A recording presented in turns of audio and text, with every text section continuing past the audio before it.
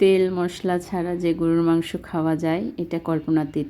আসলে এটা আবার এত সুস্বাদু খেতে, একবার না খেলে নিজে না ট্রাই করলে বোঝাও যাবে না। আমি বলছিলাম পেশোয়ারি বিফের কথা। এখানে যা যা লেগেছে, হাড় চর্বি সহ মাংস, সাথে হচ্ছে গোটা রসুন, গোটা পেঁয়াজ, গোটা কাঁচামরিচ, আর হচ্ছে কিছু গোটা আলু, সাথে হচ্ছে গোলমরিচ, আর ফুটন্ত গরম পানি দিয়ে এটা বেশ কিছুক্ষণ রান্না করে নিতে হবে। এটাতে মোটামুটি 2.5 ঘন্টা সময় লেগেছে রান্না করতে। তো আমি রান্নার এক পর্যায়ে গোলমরিচ দিচ্ছিলাম, প্রথমে দিতে ভুলে গেছিলাম।